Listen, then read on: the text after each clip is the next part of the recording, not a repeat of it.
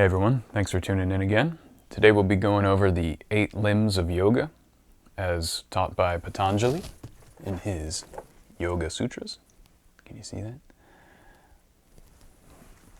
Now, I'll just start off with this book, the Yoga Sutras of Patanjali. Patanjali was a sage of the Vedic tradition, the yogic Vedic tradition. This particular translation is by Swami Satchidananda. I think he founded a town called Yogaville, like an ashram town called Yogaville in Virginia, in the United States in the 1970s. And I like this translation because, it has his commentary in it. And in the Vedic tradition, you'll see a lot of these types of books where it will show you the original Sanskrit scripture, the English transliteration so you can read it, the English translation of just the ancient scripture itself, the Yoga Sutras, and then underneath that is most of the writing is his commentary. So this is a very popular method of writing books in the Vedic and yogic traditions, is a sage will write their own commentary on the scriptures. So you can ignore the commentary if you want and just read the original scriptures. And honestly, if it was just the original scriptures, this book would probably just be like maybe 20 pages long or less. The Yoga Sutras are very short. So you can ignore the commentary if you just want to read the original yourself. But I like Swami Satchidananda. He's got good commentary. Gives you some philosophical and historical perspective. That's usually the point of commentary, is like for a sage to give you his perspective and his life experience. And it's not bad. So I would recommend this version of the book if you want to know about the basic principles of yoga. And the Yoga Sutras don't explicitly state, like, in the table of contents, here are the 8 limbs of yoga.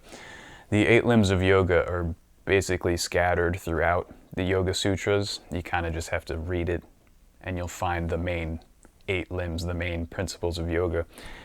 It's really not 8 limbs, it's more like 16. Because the first 2 limbs of yoga are broken up into each have 5 commandments, basically. And then the rest are practical exercises. So the basic principles of yoga are different from the different types of yoga. If you wanted to know more about the different types of yoga, like Bhakti yoga, Kriya yoga, Hatha yoga, Tantra yoga, Raja yoga, Jnana yoga, all those different types of yoga, those are specific practices or specific combinations of the 8 limbs of yoga, or more deep or advanced levels of maybe 1 or 2 of the 8 limbs or something like that. And those are more specialized, but can find their foundations in the 8 limbs anyway. And most of these different types of yoga are essentially in agreement with the 8 limbs and have the 8 limbs as their foundation. The first 2 limbs of yoga are essential to be able to successfully carry out the remaining 6. Without the first 2 limbs, the remaining 6 limbs will essentially be ineffective. And the first 2 limbs are basically practices and ways of behaving and ways of seeing the world and ways of seeing yourself that will ennoble your character. I call them the ennoblement of character. In the Hermetic sciences, you'll hear about the ennoblement of character before practicing magic. So you have to ennoble your character before practicing yoga. I'll also be going over the Western planetary equivalents of each of these 8 limbs, because in the internal alchemical or Hermetic magical process of, enlightenment and self-advancement, spiritual advancement, each of the 8 limbs is the same as, has an equivalent in the Western tradition of moving through the different planetary spheres. I'm not sure how familiar you are with Hermeticism or planetary magic, or the spiritual processes of Western philosophy, but you move through the spheres of the planets, and that basically means you encounter different mental states, practice different exercises, and have different experiences and different disciplines according to all the different aspects of yourself that you're trying to master and or change. And they're each roughly, there are different categories, and we just equate them with the spheres of the planets and the basic symbolisms and energies around those planets. And they line up with the 8 limbs of yoga, essentially because, they're traditional. It's foundational for human beings to experience these mind states and to be able to go through these disciplines and practices and get repeatable results over thousands of years. And it's no wonder why Eastern, Western, Northern, and Southern traditions would have equivalencies, because people have had success with these traditions for thousands of years to the point where they are essentially a known science now. So I would like to tell you of the Western equivalents of each of the limbs, and that might help you understand it from that perspective as well and give you a more holistic outlook on it.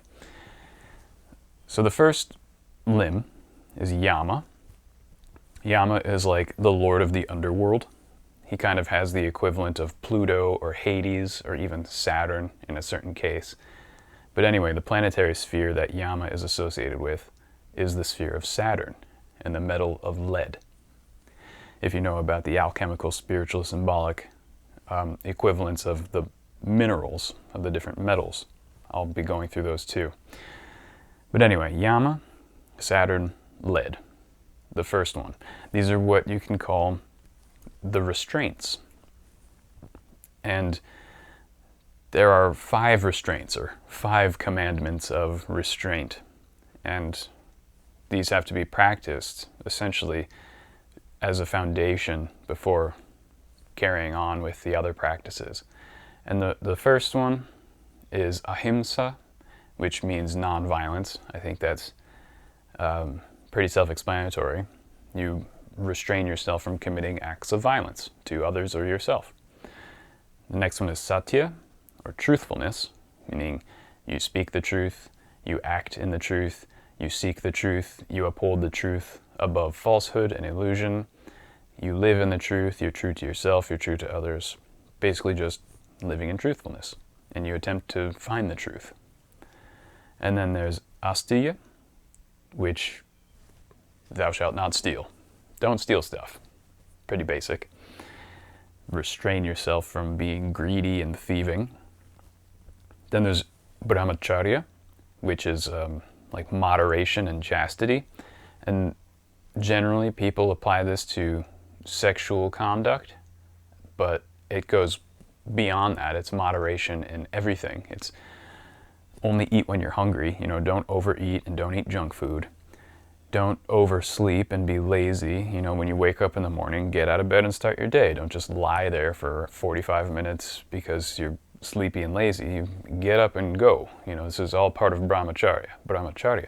You have to be moderate in your behavior and healthy in your habits and break bad habits that don't serve you. That's all part of Brahmacharya. Then Aparigraha, Aparigraha, which we would translate as detachment, non-possessiveness. Don't care too much about your material things like money and all of the stuff you own or want to own, or relationships with people. Don't take them too seriously if you don't have to. Don't get caught up in other people's lives, in their karma and in their dharma. Worry about yourself, and just basically don't be attached to too many things or people or activities or desires, wanting to do things, wanting to go on vacation, having preferences. This is about not having preferences. We would prefer to do this instead of that, or we would prefer to have this instead of that, or we would prefer not to have this instead of that. We would prefer not to experience this instead of that, or maybe we'd prefer to experience this instead of that. We have all these preferences, and this is detaching yourself from your preferences. And when you can do these restraints, then the second step comes in, the second limb, Niyama, or the observances. And this gets more into less about restraining yourself from doing things and more about activities that you then do. So if Yama is about restraining yourself from bad things, Niyama, the observances, are about performing good things. And this goes into the sphere of Jupiter and the metal of tin. The first one is Saucha, which is like purity. So acting in purity and innocence, being pure in your thoughts, purifying your body. Again, it's like restraining from junk food and practicing Brahmacharya, but it's going further than that. It's as basic as good hygiene for your physical body, but also mental and spiritual hygiene. It's like purging yourself of negative thoughts, of thoughts that lead to anger, purging yourself of the stuff that is unhealthy for your mind, soul, and body, and living a pure and healthy lifestyle, and cleaning out your astral body, your soul, the part of you that has instinct and feeling, what we would call the astral body, is purifying it, cleansing it. And doing this, you can do a ritual bath or ritual showering. When you like take a shower in the morning, you can imagine that the water actually pulls away all of your flaws and imperfections from your soul, from your astral body. Literally envision the water like pulling away and cleansing and purifying your astral self and getting rid of all of the flaws and imperfections and all of the things that hold you back from living a healthy spiritual and physical life. And so that's like an observance. It's like a ritual that you can do. And the second observance, or niyama, is Santosha, which roughly translates as contentment. But this is a special type of contentment. It's not just doing things that make you content, like, oh, I'm going to sit on this nice soft couch, that makes me content. I'm going to watch a movie that I like, makes me content. I'm going to eat a nice meal because that makes me content. Not that type of contentment. This is the type of contentment that is a choice that you make. It's an exercise. It's a muscle that you have to strengthen through practice. This is the type of contentment that you force yourself to feel. It's the type of contentment that you must feel while you're in a prison cell, or after you just got your leg shot off on the battlefield, or after a thief just mugged you, right? These are terrible things, but you must feel content even when this happens, which is why I say it's a muscle that needs to be exercised. It's the type of happiness or contentment that you force yourself to feel.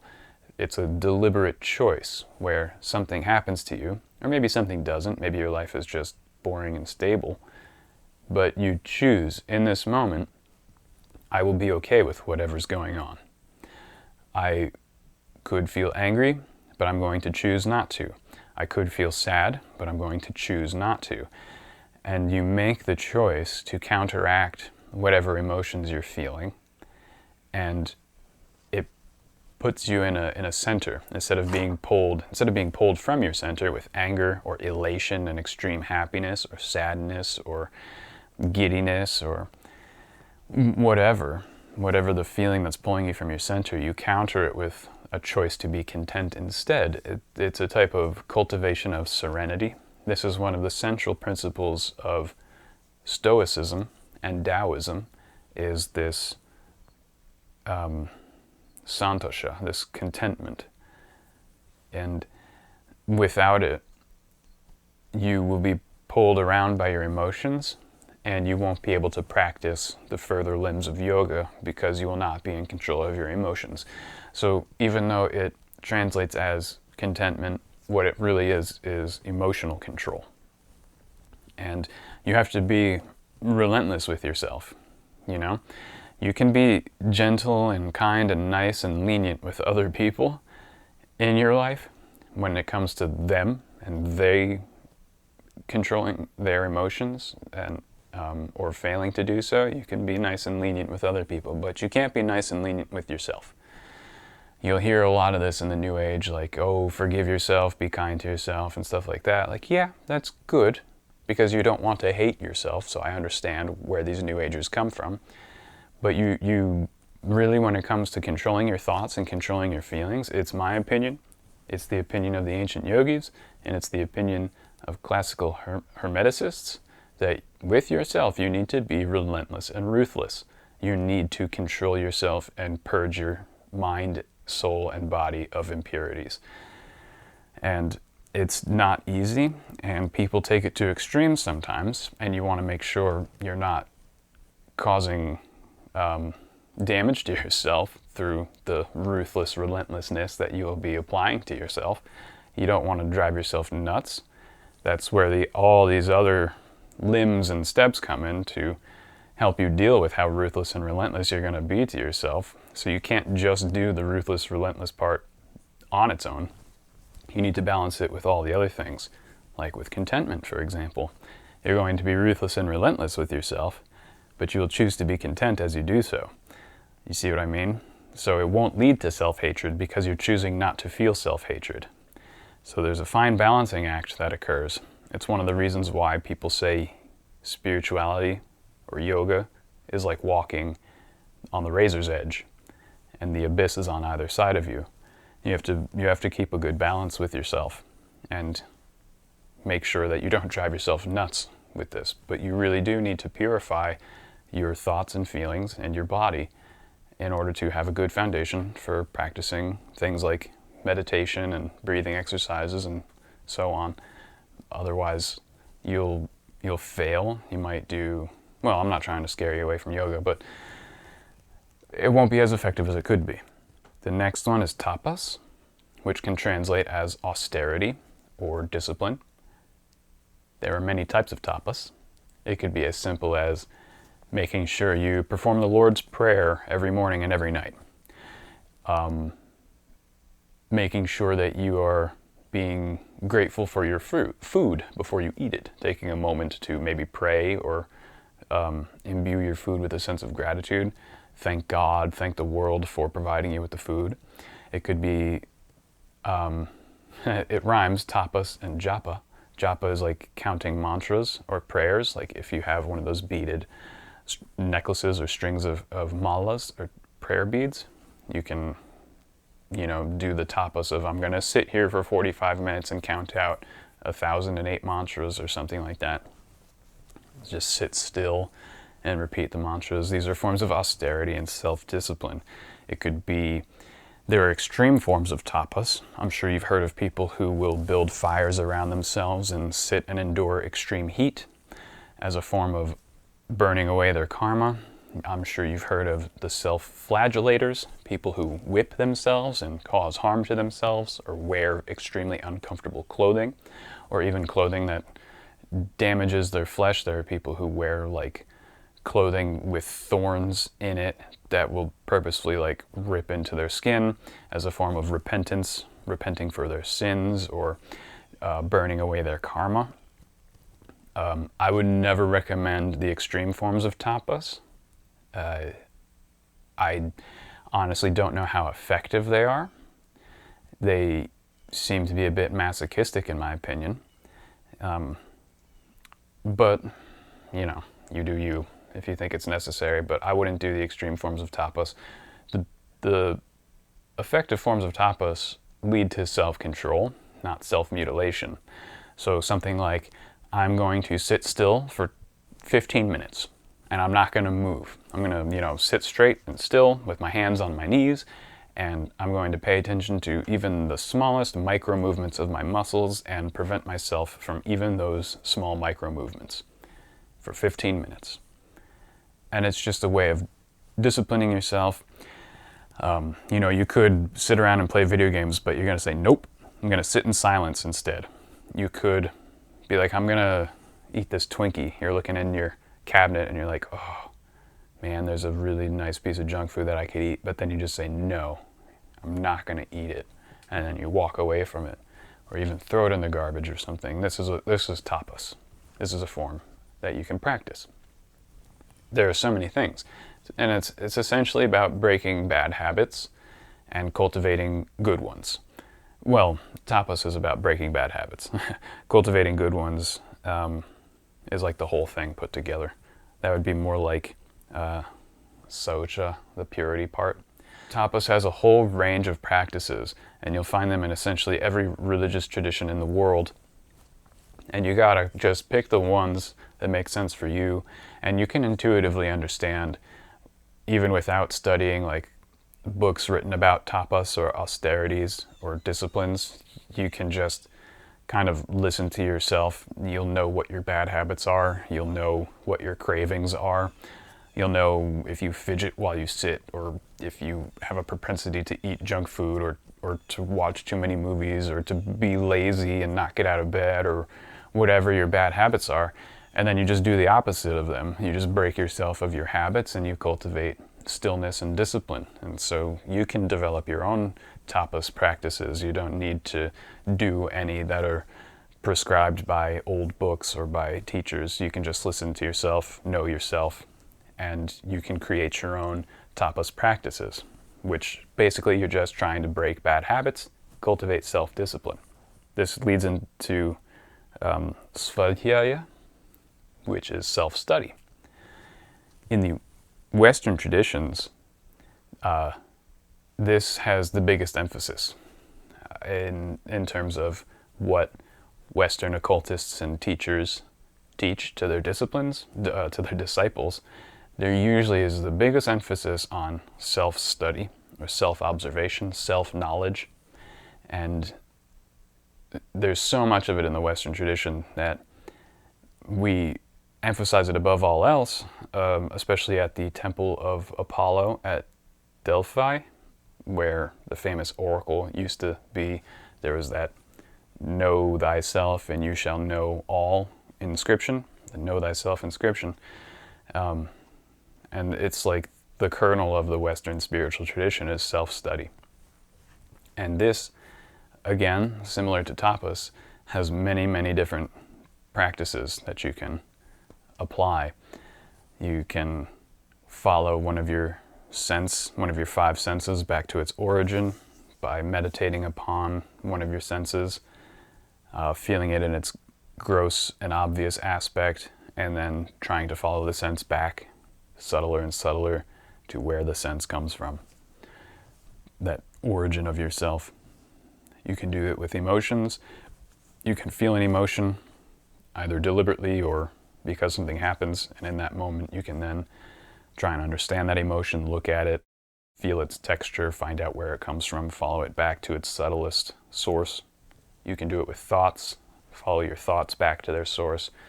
These different levels, from the most gross manifestation, the most obvious manifestation of a thought or a feeling or a sense, and bring it back by degrees, more and more inner, more and more subtle, and see if you can follow it back to its source. And there are stories of saints and sages who employed this method of self-awareness practice, where they would just follow one of these phenomena back to the source, like the sense of sight or the sense of hearing. I did a video on nada yoga, which is just this, Svadhyaya, regarding the sense of sound, the sense of hearing. And you can follow just one of your five senses back to its source and essentially become enlightened just through this path. At least that's what some people claim, and some saints and sages have experienced such. If that's their disposition, if that's your disposition, maybe you'll be successful in just doing that, just following one of your senses, or just one of your emotions, or just one of your thoughts back to the source, and finding the source of it. And you might surprise yourself with how successful and effective that simple practice can be. Other people have a much more difficult time with this part. So what you can do for success on this is collecting a log of self-observations. Every time you notice you're having a thought that causes a type of feeling, write it down. exactly what the thought was, exactly what the feeling is. Write down as much as you can about yourself. Write down all of the negative things about yourself, your weaknesses, your passions, your cravings, your shortcomings and flaws, and just sit there with yourself for a couple of weeks and keep a journal. Think of everything. Think about your whole life, as many memories as you can, how you reacted, how you acted, how you thought, how you felt, all of your shortcomings, and write them down. And someone who's good at this, who's honest with themselves, might find a few hundred shortcomings, at least a few dozen. And then take another couple of weeks to do that with your positive aspects, your strengths and your noble, virtuous aspects of yourself. And do the thing again. Remember everything about your life. Think of how you acted, reacted, behaved, thought, and felt. And write all the good things about yourself. And keep it in a journal. And then you will have this collection of self-observations, or at least about your character, your characteristics. And when you have that, you can use that as a foundation for further self-awareness. And you'll begin to notice like how your thoughts work, how your feelings work, how your body works, how your soul, how your instincts work. And you'll naturally be able to essentially develop in the direction that you want, balance yourself in the way that you want. You'll have a lot more freedom in your practice because you'll know a lot about yourself, and you can kind of just choose the type of person you want to be and focus, behave, think, and feel accordingly. And you can only do that easily if you have a whole collection of your shortcomings and your strengths, and you know yourself. This gets into Hermeticism, but you can then take all of those shortcomings and strengths. We call it the black astral mirror and the white astral mirror. And you can then categorize those into 4 or 5 categories based on the elements: earth, water, fire, and air. And then a 5th, like, I don't know which. And you know, something like anger would be a fiery aspect, right? Something like laziness would be an earth aspect. Something like overthinking would be an airy aspect, or maybe good critical thinking if it's a positive thing. I'm not just trying to talk about the negative things. We have the positive aspects too. So things about thinking in the mind are usually an air element, and things about emotion, feeling, and things like that are watery elements. Well, it depends on the feeling. Anger is like a fiery thing, but sadness is like a watery thing. And see if you can categorize elementally your black and white astral mirrors and all these characteristics. And then a 5th one for like, I don't know which element it is. It's kind of not sure. It could be something like this and like that. You can just put that in a 5th section that's like undefinable or something like that. And then you can look at all your characteristics and you can see which element in your life predominates, whether you are mostly fiery, mostly earthy, mostly airy, mostly watery, or mostly indefinable. That's probably not the case. Most aspects can be defined by one of the 4 elements. You probably won't have that many in the indescribable or undefinable category. And you can see which elements predominate. And once you see that, then you can take the same characteristics and put them in a different group now, 3 different groups now. Ones that are serious problems for you, ones that are problems but not super serious, and ones that are not huge problems, they're just minor problems. And when you have that, you can see which elements dominate and the grade of the problem, whether it's serious, normal, or not serious. And then you can balance accordingly. You should balance all 4 elements. You should not really want to be mostly airy or mostly fiery. That's going to cause failure in your practice. You want to be perfectly balanced in terms of your elemental nature. You don't want to have a predominance of any element, otherwise your further practice will fail. And the seriousness of the characteristics or your problems, that's just for you to deal with, to on your own, through tapas, through austerity, through discipline, regulate. You just have to find out which ones you have to work on the most. And you have to develop the types of tapas that you wish to practice according to the seriousness of the problem. And my opinion is you should deal with your most serious and difficult problems first, because then everything else will be easier. It's like when swimmers train in drag suits. They slow themselves down purposefully so that when they wear their real racing suit, they're super fast. So you find your worst problems and passions first, deal with those first, and then the rest of your problems will be much, much easier to deal with. This is where the ruthlessness and relentlessness comes in. So if you're not prepared for that because you lack the willpower, which is okay, don't be embarrassed about lacking willpower. You will develop it anyway through this practice. So if you have little willpower to start with, you'll end with a lot. And if you have a little to start with, you can tackle the easier problems, do the ones that you can, and go from there. It's my opinion that doing the hardest ones first is more effective, but it might be impossible for some people, and you might have to go with a lesser grade of problem first, just so you can feel success in that regard, gain confidence that you can do it because you succeeded on the easier ones, and then go from there. So there's no right way to do it, but in my own life, tackling the hardest first made everything else easier and faster. But do what's right for you. Don't do something that feels intuitively incorrect here. You have to listen to yourself. The fifth one from Niyama is Isvara Pranidhana. Isvara Pranidhana. Dhyana. Yeah. This is surrendering to God, essentially, is how you can translate it.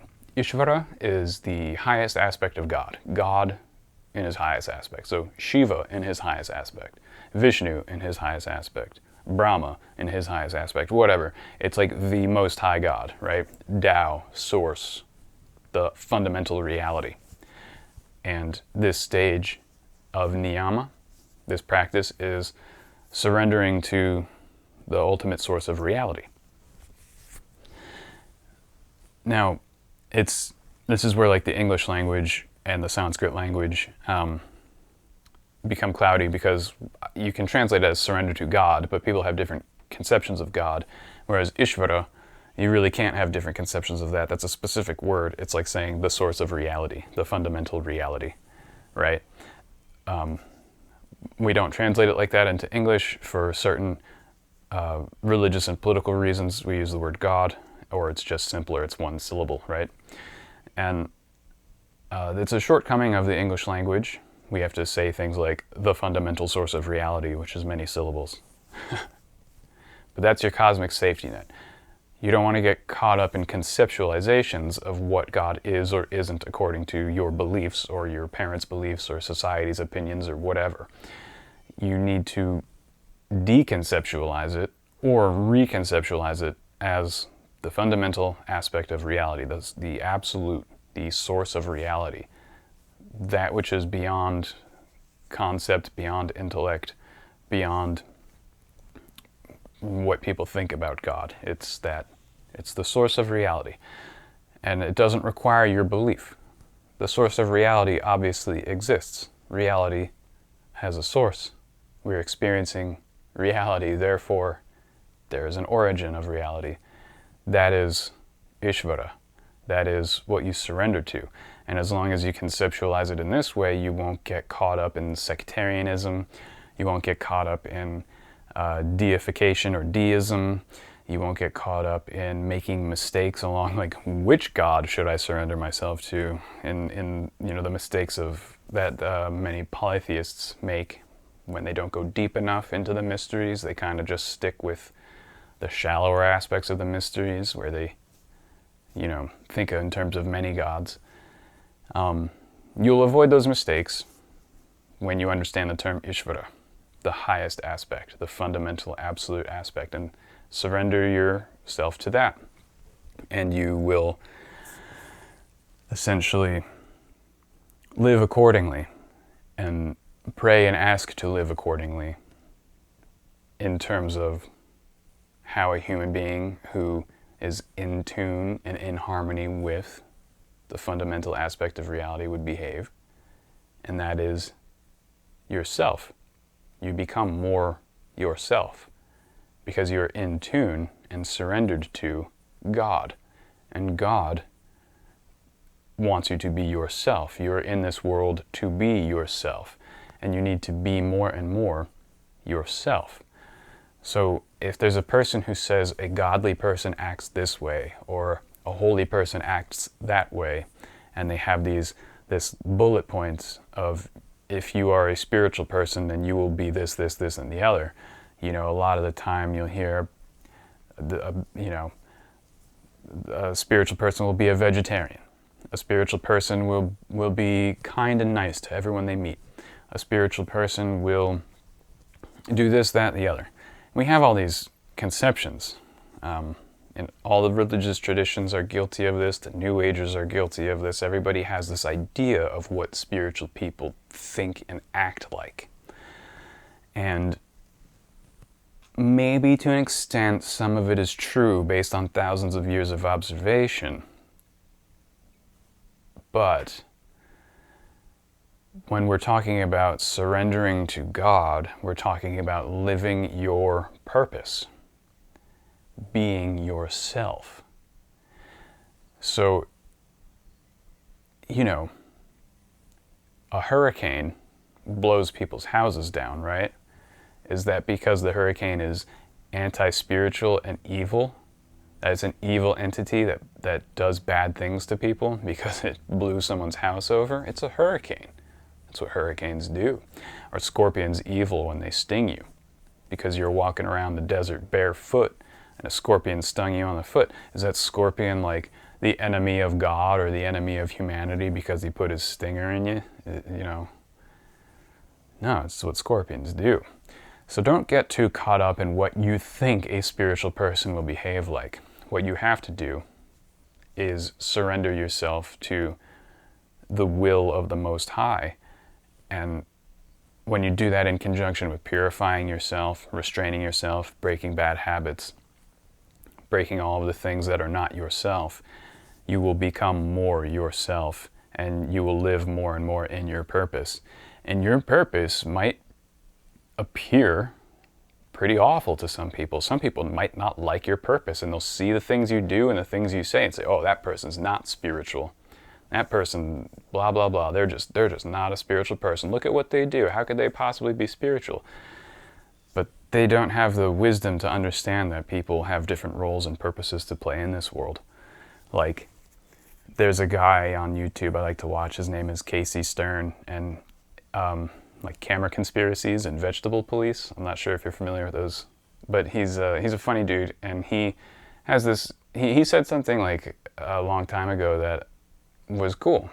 He was talking about how, like, not to judge a crackhead or a heroin addict, because what if that person is meant to go through all that darkness of being addicted to this life-destroying drug, and then they find the inner strength to break that habit, and then they become the best teacher for certain types of people who need that person to have had those experiences and to have had done the things that they did.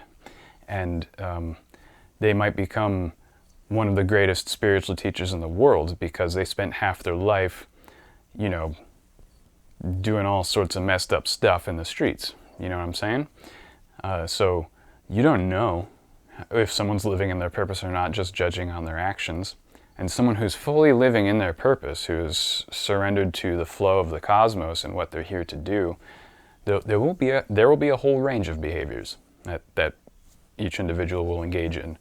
And you cannot judge yourself or others or how spiritual they are based on certain activities that they promote or act.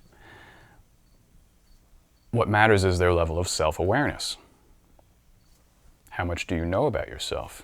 And how much did you surrender to the cosmic flow of things? And in how much awareness did you do so?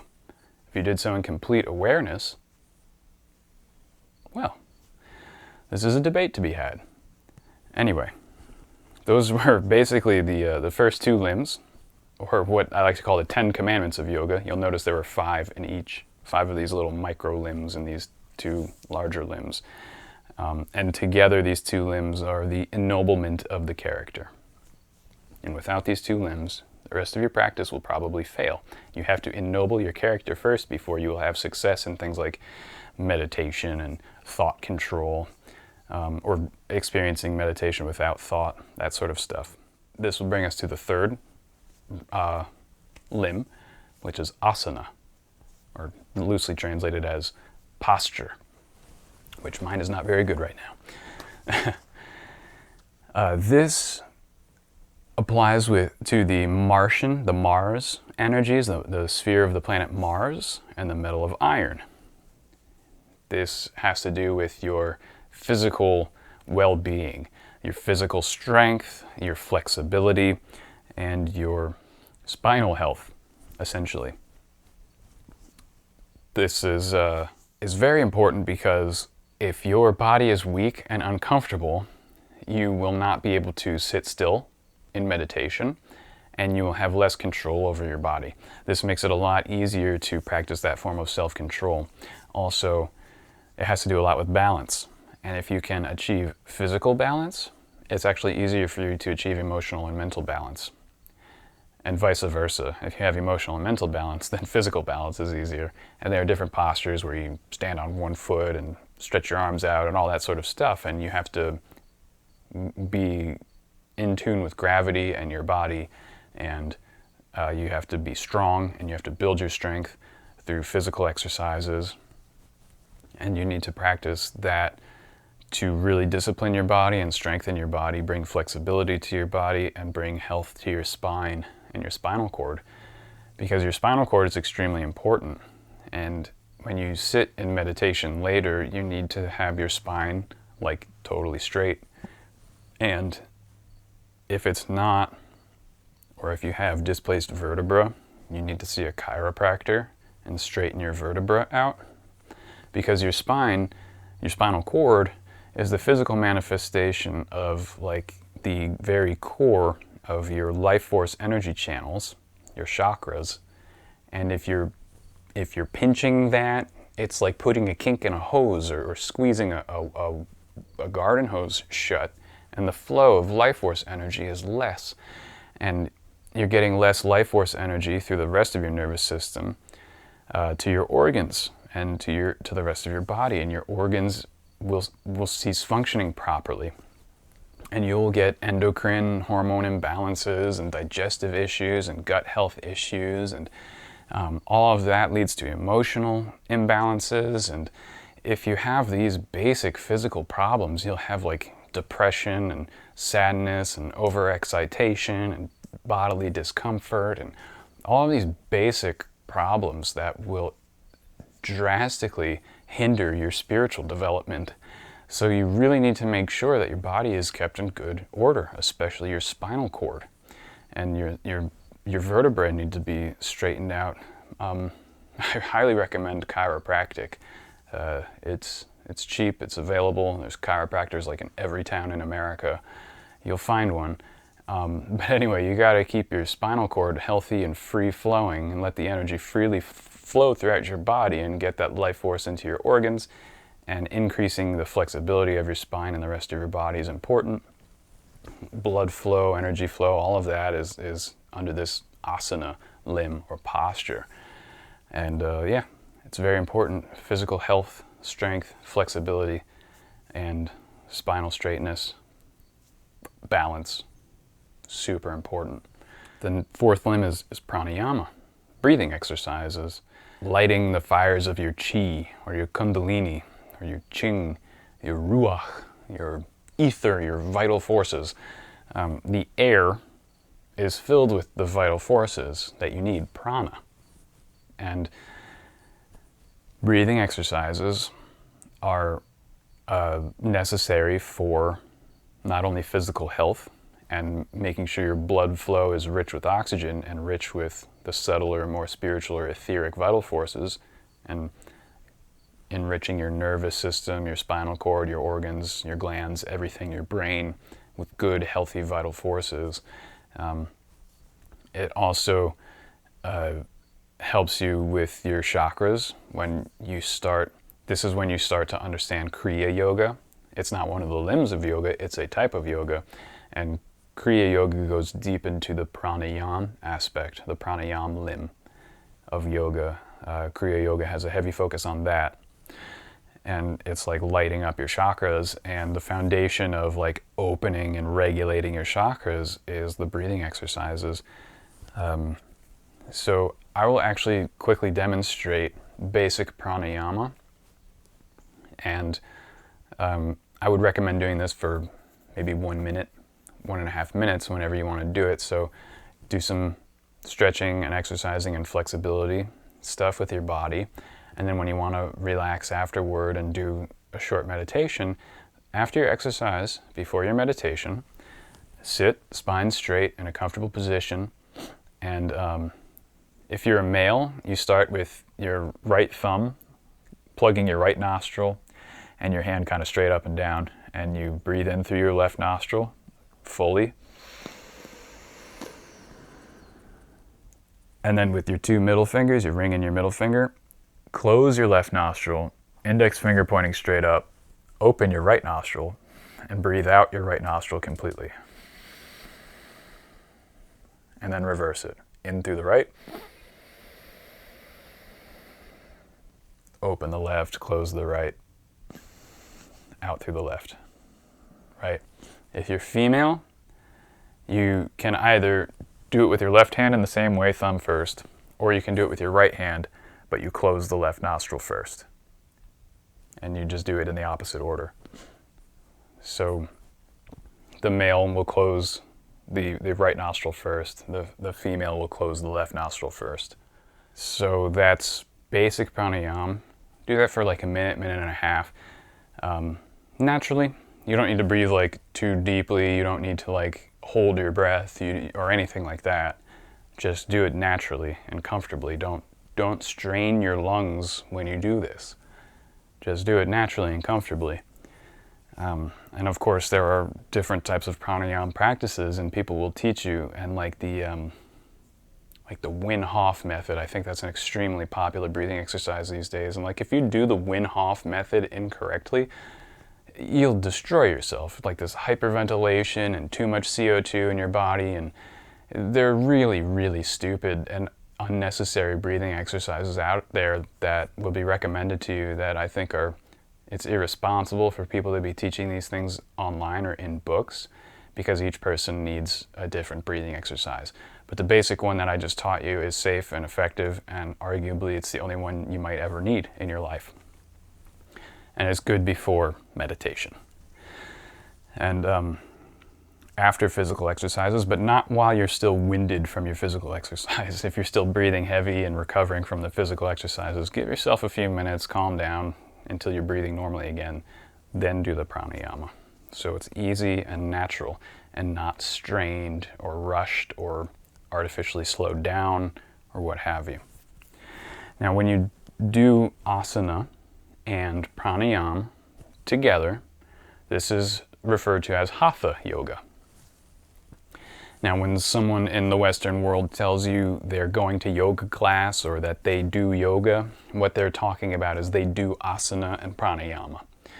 That's what they mean when they say they do yoga or they go to yoga class. Generally, the other limbs of yoga are not involved in yoga classes that are commonly held in Western civilization or Eastern civilization for that matter. If you go to India and go to a basic yoga class in a basic city like New Delhi or something, it'll be exactly the same as a Western yoga class where they're only focusing on asana and pranayama, which is okay if that's all you're looking for and that's all you want.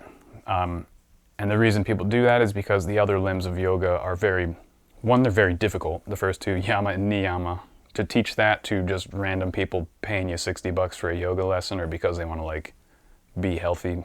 Generally, people taking yoga classes are more interested in physical health and in just like relaxing and sort of, we call it de-stressing. You know, they have a hard work week and they want to de-stress, so they do some asana and pranayama. And that's fine. But it's not really, at that point, it's really not a spiritual discipline. It's just like a therapy or something, you know. It's a type of therapy. And I think to call it yoga is disingenuous. It's more like Pilates with some breathing at the end. And then they'll teach maybe some basic meditation, which is cool. So it gets, yoga classes do get a little more advanced. But generally speaking, your basic yoga class is the third and fourth limb of yoga. Going from that, we go to Pratyahara, withdrawal of the senses. This is where meditation begins, essentially. It's interesting to put it as a limb of yoga, like its own distinct thing, because the next three limbs of yoga are very meditative and based on concentration, meditation, and inner awareness. So the next three limbs are kind of like one big limb. But anyway, the withdrawal of the senses can be seen as turning your five senses and your intellect inward. Basically, turning your awareness in on itself. So when awareness becomes aware of awareness. And it's when you sit comfortably, spine straight, close your eyes, and just withdraw your senses from the world. Maybe follow them back to their source if you can. But this stage is associated with the moon. I forgot to mention pranayama is associated with the sun. I'll hopefully have written it on screen for you. Pranayama is the solar golden sphere, energy and life force, right? The withdrawing of the senses, Pratyahara, is lunar and silver. So when you think of the crescent moon on Shiva's head that you normally see, it's like the last sliver of light before the new moon turns it totally black. So you think in terms of lunar, in terms of the new moon, where it's no longer reflecting the sun. It's no longer perceiving the external world, right? It's closed off to external phenomena. Your mind, your awareness, and your body turned off to external phenomena, turned in on itself. And you're just sitting there in relaxation, focusing maybe on your breathing and the inwardness of your breathing. And you'll stop hearing, seeing, feeling, thinking, everything gets drawn in, and you might become unaware of your physical body completely. And that's this stage of the yoga practice. The reason I think it's weird that this is a limb in and of itself is it's difficult to teach, and the Yoga Sutras kind of skip steps. A lot of the Vedic scriptures kind of skip some steps because it's difficult to teach this sort of thing, and it comes through experience. I'm not saying it's a shortcoming of the scriptures. I'm saying it's because it's really difficult to put it into words and to teach it, to write it down. But the more you become self-aware, the more you control yourself, the easier it is. It becomes natural to choose, okay, I'm going to turn my senses inward now and follow them back inwardly toward the central origin point. And in a state of relaxed meditation, I will stop sensing the physical world outside and around me. And it comes with practices of concentrating in single-pointed concentration, which is actually another limb of yoga. So these next limbs of yoga aren't really practiced separately. There are certain separate practices you can do throughout your day, but they help each other and they are necessary for each other. It's kind of like a yin-yang. It's like, is the light more important than the dark? Is the dark more important than the light? When do you use the dark? When do you use the light? Well, you kind of just use a little bit of all of it at the same time because they depend on each other and develop from each other and with each other. And you can't really separate them all that much. Except obviously you can only do one exercise at a time. So in that respect, you do separate them. You separate the exercises and the time of day that you do them. But I kind of have to explain the other aspects, the other limbs, and kind of go back and forth now, because the sixth limb, or dharana, which is roughly translates to concentration, and is associated with the planetary sphere of Venus and the metal of copper, is sustained, single-pointed focus. There are common meditation practices like look at the candle flame and block everything else out. Listen to the clicking of a clock, the ticking of a clock, and nothing else, block everything else out.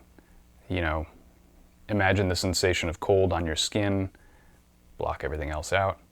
Focus on it for a sustained period of time. Focus on just one of these things, one of these senses, focus on a taste, remember a taste, and focus on that and nothing else.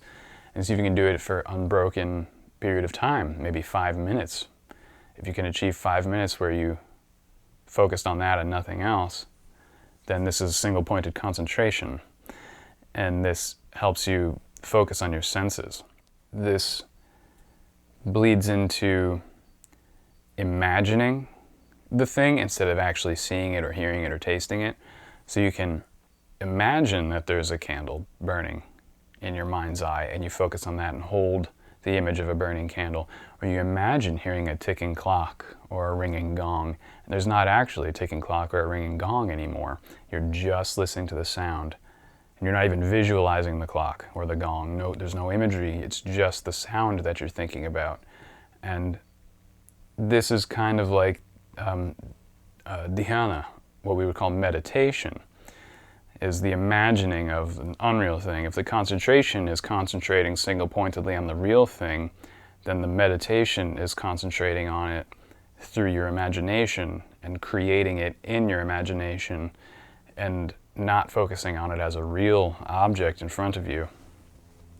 And so you have these three things, the withdrawal of the senses, the single-pointed concentration, and the meditation. These are three separate limbs of yoga, but they all depend upon each other.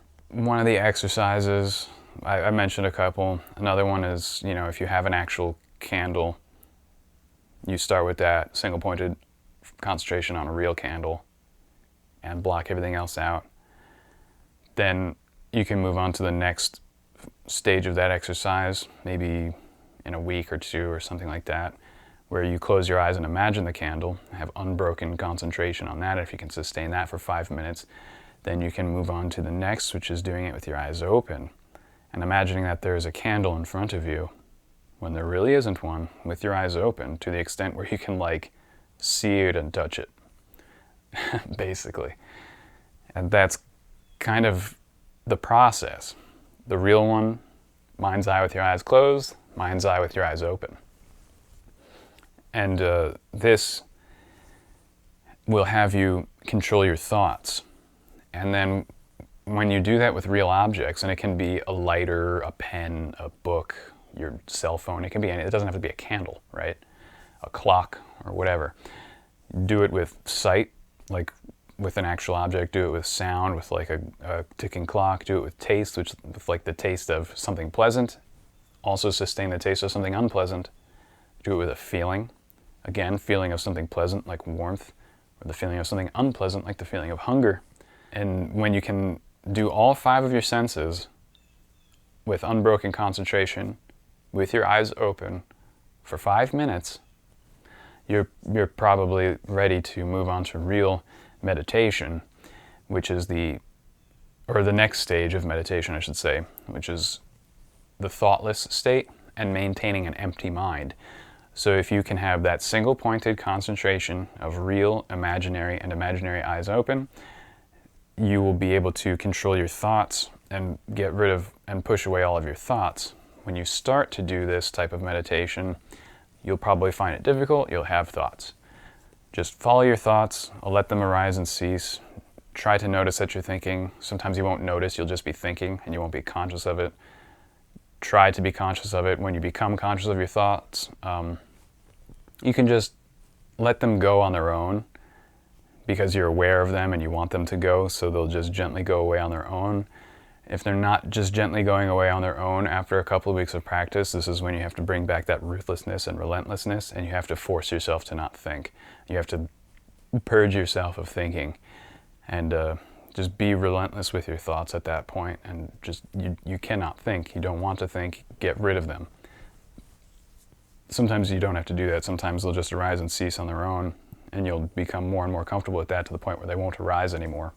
Sometimes you got to be ruthless to the point where they won't arise anymore. And you have to be able to achieve a thoughtless state for 5 minutes. And that's real meditation.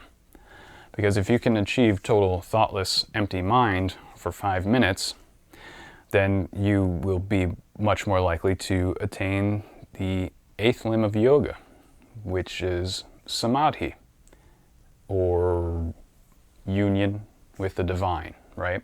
Which is what yoga actually means. It's where we get the word yoke. Like you put a yoke on an ox, you yoke a horse to a cart, or you yoke an ox to a plow, you unite them. Union with the divine is, the goal of yoga. Yoga means union. So Samadhi is that union. It's a state of being that is characterized usually by blissfulness. And it's a blissfulness that's kind of beyond just your regular emotion of really, really happy. It's like a perfect divine serenity. And when you experience it for real, you understand that it is different from an emotion. It's not just a basic emotion. It's transcendent, which is why it's not associated with the planetary sphere. It's just its own thing because it's beyond the created universe. It's beyond the planetary spheres and the energies of the cosmos. It's a transcendent state.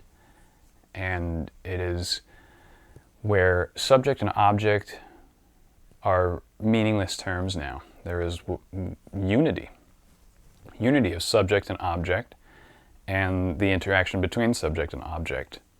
The Holy Trinity, right? Subject, object, and the interaction between the object, or the knower, the known, and the process of knowing. These things get blurred together and transcended and are seen as one entity. This is experienced through Samadhi and naturally arises after prolonged, sustained discipline of the thoughtless state with the spine upright, the body healthy, the habits broken, the self-awareness at its near maximum, and the disciplined self in a thoughtless state will experience its original state, and that is Samadhi. And the prolonged experience of Samadhi leads to moksha, or liberation, and that is liberation from suffering, liberation from the urges of the lower self, and the cultivation of complete control of life.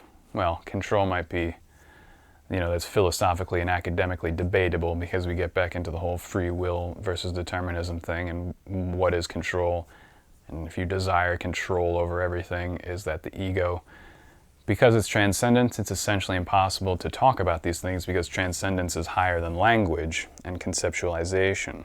You can't talk about transcendence because language and communication is lesser than transcendent phenomenon. So I can say things that point toward the concept of transcendence, but I can't actually describe it.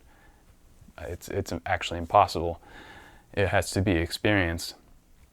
And a lot of things that people talk about when it comes to describing transcendence are paradoxical, analogical, because that's the only way you can talk about it, through paradox and analogy.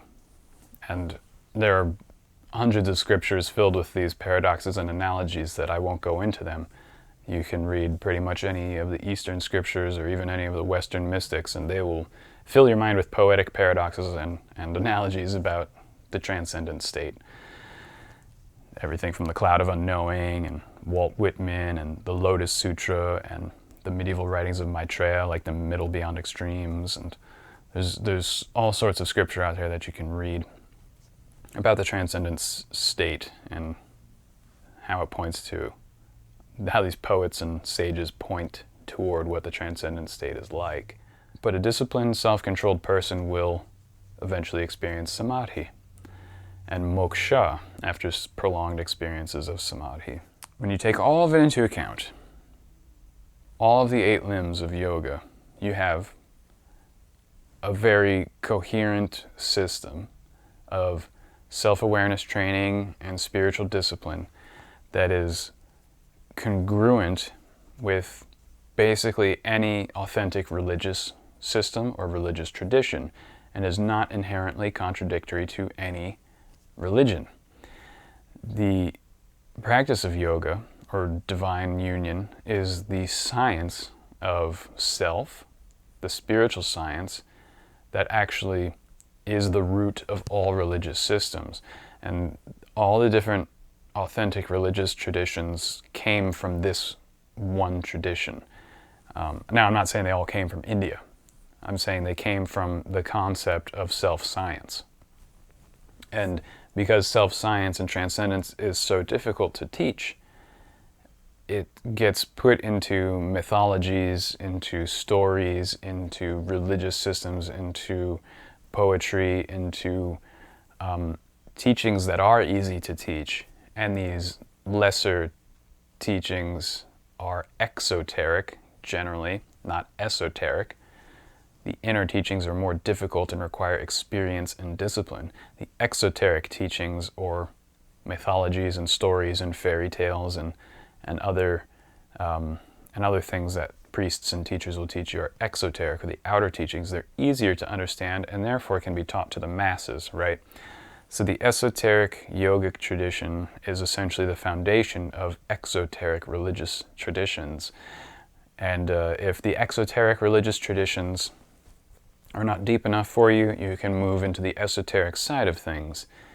And you should generally, in my opinion, keep it to yourself. Only talk about it with people that you trust, because people believe that yoga is contradictory to the religious traditions, especially when dealing with the Yahweh traditions like Christianity, Judaism, and Islam. They tend to be very anti-yoga and have all sorts of negative things to say about yoga without realizing the quote of the Bible that my yoke is easy, my burden is kind. I'll take yours upon me, and you can take mine. Those were thrice lyrics, a poetic rhyming of an actual Bible verse. But my yoke is easy, my yoga is easy. Jesus taught Bhakti yoga, the yoga of devotion. Just believe in God, love your neighbor, be devoted to God. You get into heaven, right? That's yoga for the dark age. When it's too difficult for people to understand the esoteric spiritual teachings because we live in a dark age of ignorance where we are all but cut off from our spiritual roots and we have only materialistic perceptions and our spiritual perceptions are cut off, it's extraordinarily difficult to practice spiritual things. Like, why should I meditate in a cave for 25 years if it's just too damn difficult, if I'm subject to all these materialistic laws, these physical laws of my body and my perceptions? Meditating in a cave is not going to have fast, good results, and it's going to be too difficult. So sometimes Dark Age prophets come in and say, well, you just got to believe in God and be a good person and devote your life to God and goodness, and you'll become enlightened. It's like the easy path for a Dark Age, Bhakti yoga. And my yoke is easy, right? Just believe in me and you're good to go. So he taught yoga. He taught Bhakti yoga, the yoga of devotion, the yoga of belief. So the Yoga Sutras, the 8 limbs of yoga, describe the root of all religious traditions. Now, I'm not saying Yoga Sutras are the root. I'm saying they describe the root. The root is within yourself and shows up in every culture independently. It wasn't just from northern India. It was from every culture does this. When you go back on a long enough time scale or look at certain saints and sages from every culture, the ones with the maximum self-awareness and self-discipline experience this part of reality, and it gets turned into religious traditions through exotericism and mythologization so that the masses of people can at least have a little bit of it, and that's easy to understand. But these 8 limbs are really the explanation of the essence of these traditions. And you can combine the different steps and stuff like that in the different ways that you want, as long as the first 2 limbs are pretty much accomplished. The remaining 6 limbs are kind of yours to play with. Do you prefer Hatha Yoga, Kriya Yoga, Raja Yoga, Jnana Yoga, whatever? You can find out what's good for your disposition and practice accordingly. But really, the first 2 limbs need to be accomplished first. Which is why when you get like a yogi guru, they will teach you Brahmacharya and say you have to do this for 10 years before I teach you anything else. It's basically how it goes in the hardcore world of yoga. So, this was probably a pretty long video. I hope it was helpful to you. I know I'm a Westerner. It's probably not ideal to be listening to a Westerner about the principles of yoga as written by Patanjali and Swami Satchidananda, but I did because I was asked to, and I practice this stuff in my life, and it's been very helpful and effective for me, and I hope it will be for you too. So thanks for tuning in, and I'll see you soon.